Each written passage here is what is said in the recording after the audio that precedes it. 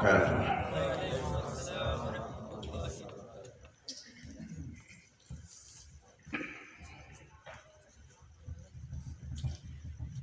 الحمد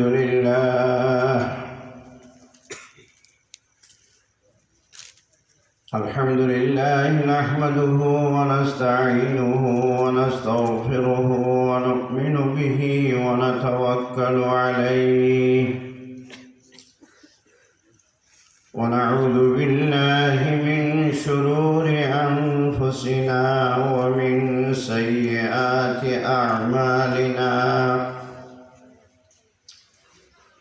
من يهده الله فلا مضل له ومن يضلله فلا هادي له.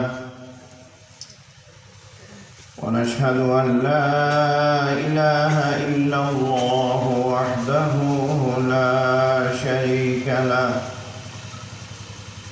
ونشهد أن سيدنا ونبينا ومولانا محمدا عبده ورسوله الذي أرسله بالحق بشيرا ونذيرا وداعيا إلى الله بإذنه وسراجا منيرا. أما بعد فقد قال الله تعالى في كلامه المجيد وفرقانه الحميد: أعوذ بالله من الشيطان الرجيم. بسم الله الرحمن الرحيم.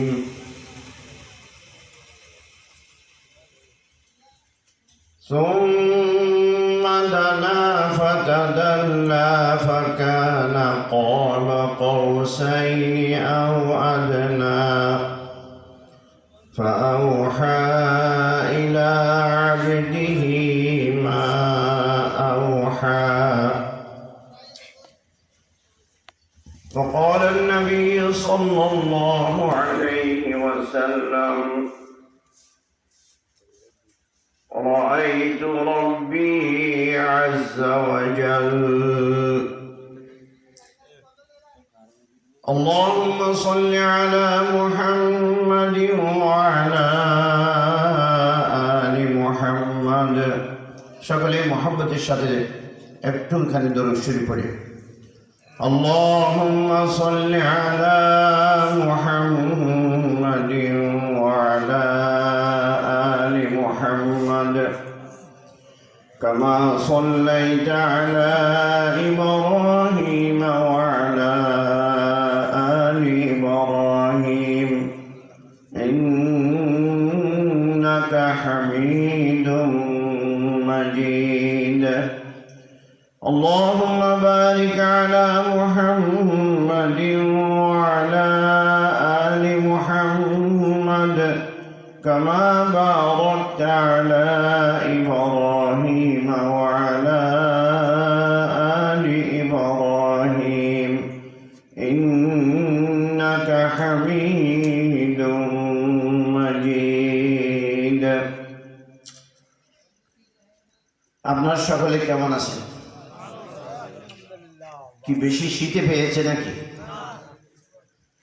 জাগ্রত থাকতে হবে, বেশিক্ষণ লেট করা যাবে না। রাত বেশি হয়ে গেছে, কথা খুব অল্প হবে, শর্টকাট হবে। এই মাস কি মাস? আরবি মাসের নাম জানেন? রজব মাস। রজব মাসে একটি আশ্চর্যজনক ঘটনা সংঘটিত হয়েছে। ইসলামের ইতিহাসে সবচেয়ে বেশি আশ্চর্যজনক একটি ঘটনা। শবে মেরাজ বলে এটাকে। আমরা কি বলি? শবে মেরাজ। এই মাসের যে কোনো একটি রাত্রিতে এই ঘটনা সংঘটিত হয়েছে। অনেকে বলে 27 তারিখ, 27 তারিখ হিসেবে এটা সঠিক কোনো উদ্ধৃতি নাই, দিন তারিখ ঠিক নেই। তবে মানুষের মুখে প্রচলিত আছে 27 তারিখ হয়েছে,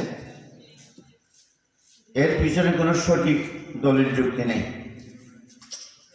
এটা আল্লাহ পাকের ইচ্ছা, কোন তারিখ হয়েছে, কোন রাত্রিতে হয়েছে, এটা যেন মানুষ এটাকে নিয়ে আবার বেদাত শিরকের মধ্যে যেন লিপ্ত না হয়, এই জন্য আল্লাহ পাকের ইচ্ছায় এটা মানুষের জেহেন থেকে ভুলিয়ে দেওয়া হয়েছে।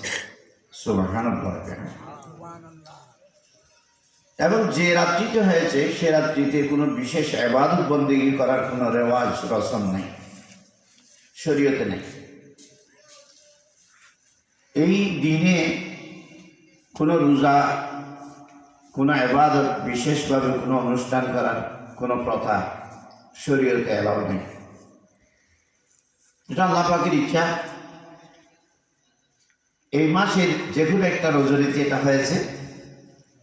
তবে ইতিহাসের সবচেয়ে বেশি আশ্চর্যজনক ঘটনাটা এত বেশি আশ্চর্যজনক যে আল্লাহ পাক সুবহানাহু ওয়া তাআলা নিজেই আশ্চর্যবোধক শব্দ ব্যবহার করেছেন এখানে। বিসমিল্লাহির রহমানির রহিম। সুবহানাল্লাযী আসরা বি'আবদিহি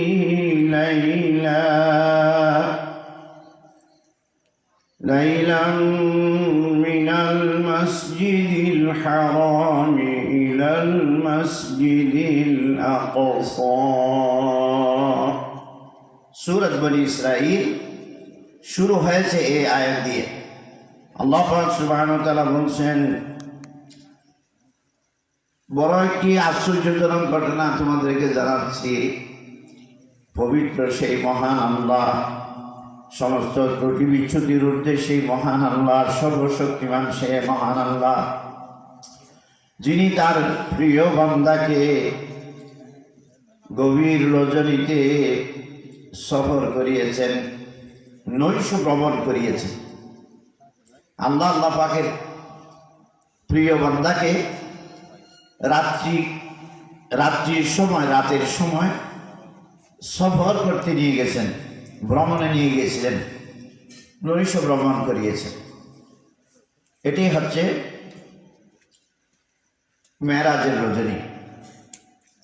বাইতুল মসজিদুল হারাম থেকে, মক্কা শরীফ থেকে বাইতুল মাকদিস পর্যন্ত, মুলকে শাম পর্যন্ত, ওই ফিলিস্তিনের বাইতুল মাকদিস পর্যন্ত নিয়ে গেছেন।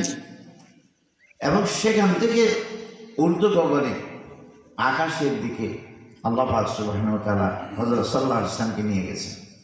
ওটাকে বলে মেরাজ, আর এটাকে বলে ইসরা। দুধাপে হয়েছে এটা। নৈশ ভ্রমণ মসজিদে হারাম থেকে মসজিদে আকসা, আবার সেখান থেকে মেরাজ, ঊর্ধ্ব গগনে তিনি চলে যান। এটা হচ্ছে মেরাজ। এই ঘটনা ইসলামের ইতিহাসে সবচেয়ে বেশি আশ্চর্যজনক ঘটনা। কেন? রাসূল আকরাম সাল্লাল্লাহু আলাইহি ওয়াসাল্লাম রাতের বেলা হঠাৎ ঘুম থেকে এভাবে আল্লাহর দিদারে, আল্লাহর সান্নিধ্যে চলে যান। এসে দেখেন মক্কা শরীফে যখন তিনি আবার ফিরে আসেন, দেখেন অজুর পানি এখনো গড়াচ্ছে। অজুর পানি সব চলে যায় না, এখনো রাস্তার মধ্যে গড়িয়ে যাচ্ছে। যে অজু করে তিনি বেরিয়েছেন, সুবহানাল্লাহ, অজুর পানি গড়িয়ে যাচ্ছে। যেই তালা তিনি লক করে গেছেন, সেই তালা শিকল এখনো নাড়াচাড়া করছে।